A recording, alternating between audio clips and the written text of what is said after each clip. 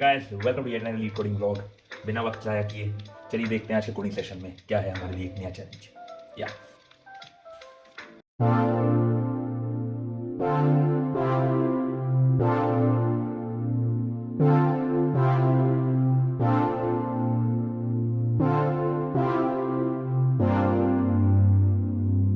Hi guys I am back from a coding session और आज का जो क्वेश्चन है वो है find all anagrams in a string. Anagram in a string, तो एनाग्राम वो चीज़ होती है कि वो जो गिवन स्ट्रिंग है उसको आप कोई भी तरीके से रीशफल कर दो, जैसे ABC है और दूसरे स्ट्रिंग के अंदर आपको CBA मिल रहा है या फिर BCA मिल रहा है, यानी कि उस स्ट्रिंग की कोई भी परमुटेशन अगर आपको मिल रही है तो वो एक एनाग्राम है। तो आपको ये बताना है, आपको दो इस क्वेश्चन के अंदर कि आपको दो स्ट्रिंग दी गई हैं, स्ट्रिंग और एक पैटर्न। आपको ये बताना है कि जो पैटर्न है वो स्ट्रिंग के अंदर एनाग्राम के फॉर्म में प्रेजेंट है, कौन कौन से इंडेक्स से स्टार्ट हो रहा है जहां पे ये आंसर एग्जिस्ट करता है। तो आपको वो इंडेक्सेस रिटर्न करने हैं जहां से ये एनाग्राम स्टार्ट हो रहे हैं। काफ़ी स्ट्रेट फॉरवर्ड क्वेश्चन है। इसको बेस्ट तरीका करने का यही है कि आप हैश मैप ले लीजिए और हैश मैप के अंदर सारे जो एनाग्राम दिए गए हैं उसका आप क्या कहते हैं, एक हैश मैप बना लीजिए काउंट के साथ, क्योंकि इसमें काउंट मैटर करेगा, डुप्लीकेट भी अगर होंगे तब भी मैटर करेगा।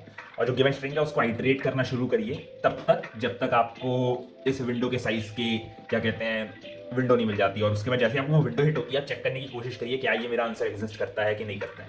तो एक ये अप्रोच है। ब्रूट फोर्स अप्रोच तो ये है कि आप एन स्क्वायर हर स्ट्रिंग जनरेट करके चेक कर लो कि भाई ये उसके अंदर एग्जिस्ट करता है कि नहीं करता है। इफ इट एग्जिस्ट तो ठीक है, वरना आप बैकफायर कर जाइए इस चीज़ को, यानी कि वहाँ से आप आंसर नेगलेक्ट कर दीजिए। हालांकि वो मेरे को पता है वो आंसर एक्सेप्ट नहीं होगा।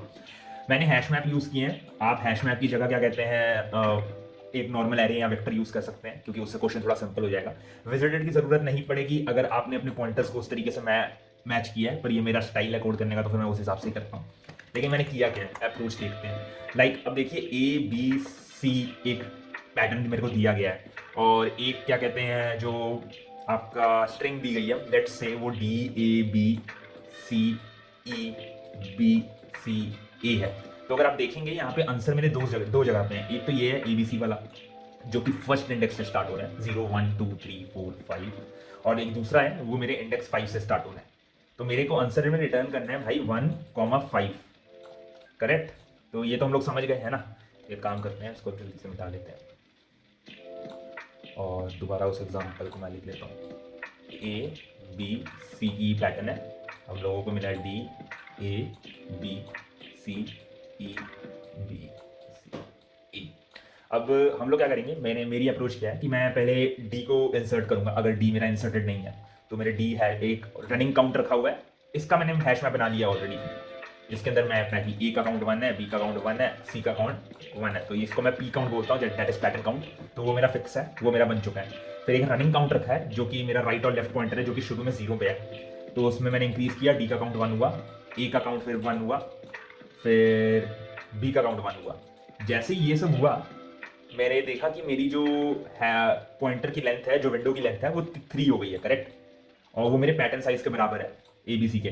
तो मैं चेक करता हूँ हैश मैप्स को, क्या ये दोनों हैश मैप सेम है कि नहीं है। तो वो चेक मैप चेक करता है कि भाई A का काउंट एक है कि नहीं है दोनों में, B का काउंट एक है कि नहीं है दोनों में, C का काउंट दोनों में एक है कि नहीं है। तो यहाँ पे तो C है ही नहीं, तो ये रिटर्न फॉल्स करेगा। जैसे ये रिटर्न फॉल्स होता है, मेरा जो लेफ्ट पॉइंटर है, क्योंकि वो भी अभी 0 पे ही था, करेक्ट, और राइट पॉइंटर अभी इधर विराजमान है B पे तो क्या होगा कि क्या कहते हैं, जो लेफ्ट पॉइंटर है उसकी एंट्री हट जाएगी, तो डिलीट हो जाएगा मेरे हैश मैप से। और अगली बार क्या होगा, क्या कहते हैं, मेरे जो लेफ्ट है वो 0 से 1 की तरफ पॉइंट करना शुरू कर देगा।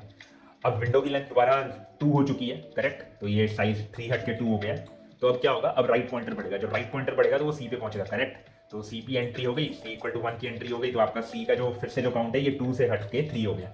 जैसे ही 3 हुआ ये हैश मैप चेक करेगा, हैश मैप चेक किया इसने, अब बोला ये तो मैच कर गया भाई, A इक्वल टू 1 है, B इक्वल टू 1 है, C इक्वल टू 1 है, तो ये तो भाई पूरा मैच कर रहा है, करेक्ट। तो जब ये पूरा मैच कर जाता है तो हम लोग एंट्री कर देते हैं लेफ्ट की, क्योंकि लेफ्ट से स्टार्ट हो रहा है ना। दैट इज अ ट्रिक, मेरे आंसर के अंदर लेफ्ट ऐड हो गया। तो क्या ऐड हुआ, लेफ्ट अभी 1 पे था तो 1 ऐड हो गया। ऐड होने के बाद क्या कहते हैं, मेरा अगला काम है कि वो राइट पॉइंटर को ऐड करने की कोशिश करेगा, क्योंकि C की एंट्री हो चुकी है तो E की एंट्री होगी। अब ये काउंट तो भाई विंडो से बड़ा हो गया है, तो फिर लेफ्ट पॉइंटर को घटाने की कोशिश करेंगे, A डिलीट हो जाएगा, करेक्ट, A डिलीट होगा।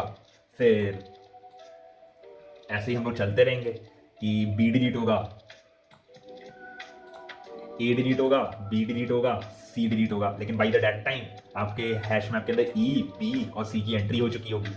वैसे ही जैसे ही ए की एंट्री होगी ई डिलीट होगा, और आपका राइट पॉइंटर तो ए तक पहुंच चुका है तो वो रुका रहेगा, क्योंकि आपका अभी लेफ्ट पॉइंटर बी पे पहुंचेगा। जैसे वो बी पे पहुंचेगा लेफ्ट पॉइंटर आपका वो चलेगा कि भाई हैश मैप दोनों सेम हो गए हैं, फिर से एक्चुअली तो सेम हो गए हैं, तो फिर आप क्या कहते हैं लेफ्ट की एंट्री कर दो, फिर लेफ्ट को हटाओ, तो अब तो चलेगा नहीं, क्योंकि लेफ्ट लेस देन एन और राइट लेस देन एन वाली कंडीशन है। आपका लेफ्ट के अंदर आपने 5 भी इंसर्ट कर दिया और आपका आंसर आ गया, रिटर्न कर दिया भाई। तो simple 2 pointer plus hash map की टेक्निक है इसके अंदर। तो स्लाइडिंग विंडो वाले टॉपिक्स बोलते हैं हम लोग इसको, है ना। काफ़ी स्ट्रेट फॉरवर्ड सॉल्यूशन है, हालांकि मेरे को कोड करने में टाइम लग गया, क्योंकि ये 2 स्लाइडिंग विंडो को कोड किए। वैसे मैं प्रोडक्शन लेवल पे जब भी मैं कंपनी में अपनी जब मैं काम करता हूँ तो जब मैं एल्गोरिथम लिखता हूँ तो ये जो 2 पॉइंटर टेक्निक है काफ़ी ज़्यादा यूज़ होती है डेट रेंजेस के लिए या फिर कुछ भी चीज़ों के लिए, तो काफ़ी हेल्पफुल एल्गोरिथम है। हालांकि इसको ऐसे एल्गोरिथमिक वे में यूज़ किया काफ़ी टाइम हो चुका था तो लग रहा है थोड़ा टाइम लग गया उसके लिए, लेकिन काफ़ी बेटर सॉल्यूशन है ये, काफ़ी हेल्पफुल सॉल्यूशन भी होता है ये जो है। कुछ टिप्स, ये विजिटेड इसलिए रखा है क्योंकि मैं राइट पॉइंटर हर बार विजिट कर रहा था, तो ये ना हो कि मैं राइट पॉइंटर को बार बार उसका काउंट वो कर दूँ ना, मल्टीपल टाइम इंक्रीज कर दूँ। इसको आप हटा सकते हैं, इसकी डिपेंडेंसी को। आपको जस्ट क्या करना है, आपको लेफ्ट और राइट की जरूरत नहीं पड़ेगी, वो आई माइनस एक लूप रख लीजिए आई, और एम जो है पैटर्न की लेंथ रख लीजिए, तो आप आई माइनस एम को डिक्रीमेंट करते रहेंगे तो आपको वो लेफ्ट पॉइंटर ही देगा। तो that is one another trick, अच्छा तरीका है वो कोड करने का, एक बार उसको भी आप चेकआउट कर सकते हैं। हैश मैप्स मेंटेन करने की जरूरत नहीं है, मैंने जैसे कि बोला कि आप वेक्टर ऑफ 26 का मेंटेन कर लीजिए, क्योंकि स्मॉल ही हैं सारे, मतलब क्या कहते हैं स्मॉल केस ही हैं, तो 26 कैरेक्टर्स ही होंगे, तो कॉन्स्टेंट में आप अपडेट डिलीट कर सकते हैं और उनको डायरेक्टली आप चेक भी कर सकते हैं, ए इक्वल टू बी वेक्टर, तो वो ईजिली चेक हो जाएगा, तो उसमें भी आपको प्रॉब्लम नहीं है। तो बस यही है इस क्वेश्चन के अंदर, यही इसका एक्सप्लेनेशन है। काफ़ी स्ट्रेट फॉरवर्ड क्वेश्चन है और काफ़ी अच्छा क्वेश्चन भी है एक्चुअली, क्योंकि इसके अंदर टेस्ट केसेस आपको काफ़ी सोचने पड़ सकते हैं अगर आप बनाना चाहते हैं। तो हाँ, इसी के साथ खत्म करते हैं एक्सप्लेनेशन को। उम्मीद करता हूँ कि आपको ये अच्छा लगेगा। कोडिंग वॉक थ्रू तो मतलब यही हो गया है, आगे फास्ट फॉरवर्ड करके एक कैसे कोड किया है, कितना टाइम लगा है वो आपको दिख जाएगा। तो इसी के साथ आज के लिए बस इतना ही है। डू लाइक एंड सब्सक्राइब, आपको कल मिलने वाला है।